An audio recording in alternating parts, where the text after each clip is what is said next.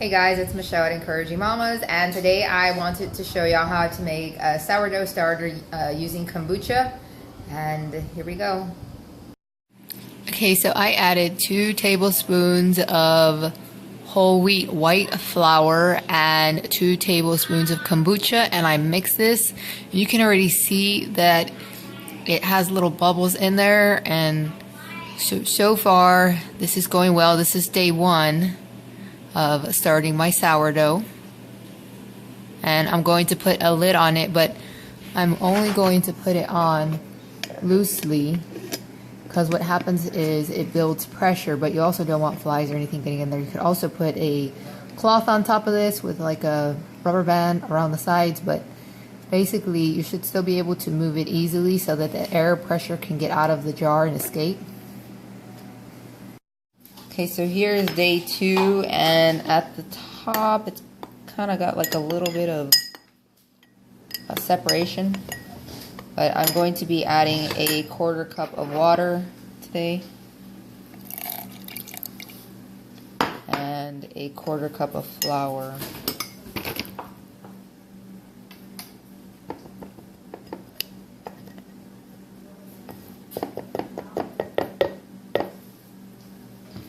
And I'm just going to mix this.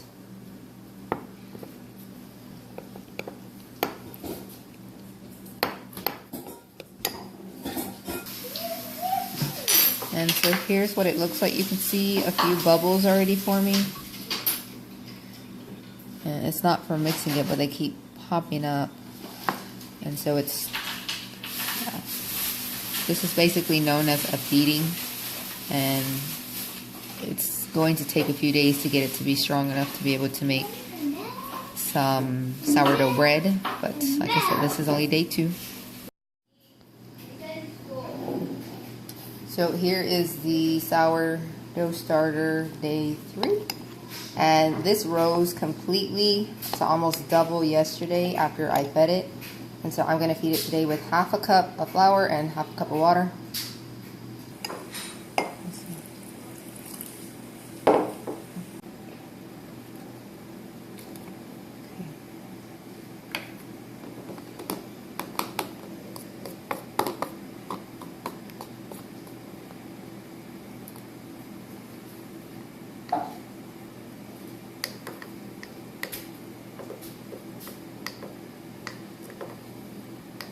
Since this is going to double, I think we should move it to a bigger jar. Jesse, can you bring me another jar? Yeah, okay, thank you. Yes. Okay, so I'm just going to transfer to a larger jar.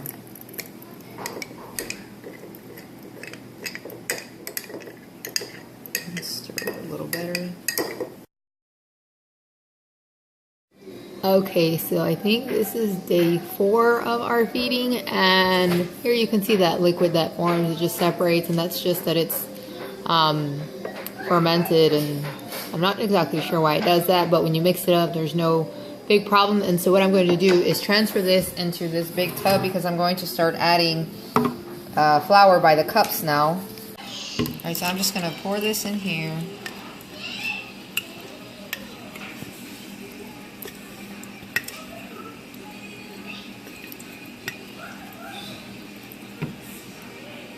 And now I'm going to start making my sourdough starter a little thicker. And so I'm going to add 1 cup of flour and only 1/2 cup of water.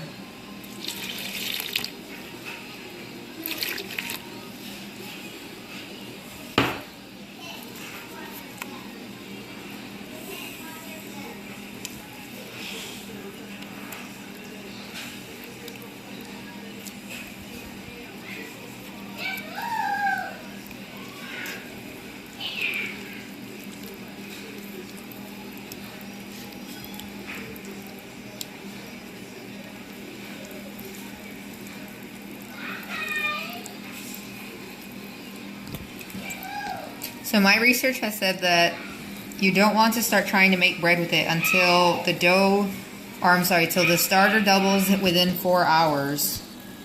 Then it'll be strong enough to make bread. If I remember, I'll try and take a picture of that.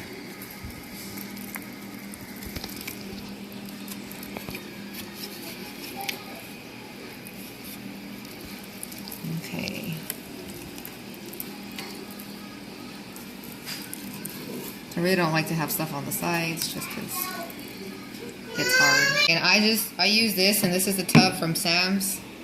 And this is the lid that goes with it. And so I'm just gonna place this over this now. And I don't believe it's airtight, but I'll just leave it popped a little just in case.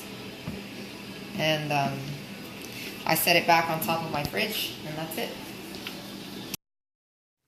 I'm so excited. Today is day 5 of my feeding, and I was a little bit unsure of what I was going to do, but I took out 1 cup of the sourdough starter, and I was going to store it just in case it wasn't ready. But after doing a little more research, I found that my sourdough starter was ready. So taking out a cup and placing it in the jar, because normally when you have fresh sourdough starter, it takes a really long time, but the kombucha sped up that time. So I was able to just move 1 cup over and place it in this jar. But I ended up using that on day 5 to make bread, which was just yesterday. And I proceeded to feed it. And I will continue to feed it just to keep it healthy and so that I can have bread. But once I get the sourdough starter in this jar, my feeding is less since I took out the 1 cup. I ended up only doing about half a cup of flour to I think a 1/4 cup of water. And I was going to place this in the fridge to store it, but like I said, I ended up using it. So there's my half a cup of flour and then the 1/4 cup of water. And again, I just incorporate everything together. And you'll see that my starter is thick, but that is how I want it. I don't want it super thin. I live in Texas and it gets really warm, and the starter will tend to be a lot more sour than I like if I leave it too watery. So this is how I prefer to do that. And then once you have it all mixed, I like to scrape the sides just so that it doesn't get all crusty as best I can. And then I placed the lid on there and went ahead and stored it. And like I said, the next day I ended up baking bread, and here is my beautiful loaf, and there is the recipe. I hope this tutorial was helpful, and if you haven't already subscribed to my channel, please do so. And if you're a returning subscriber, thanks for coming back. Take care.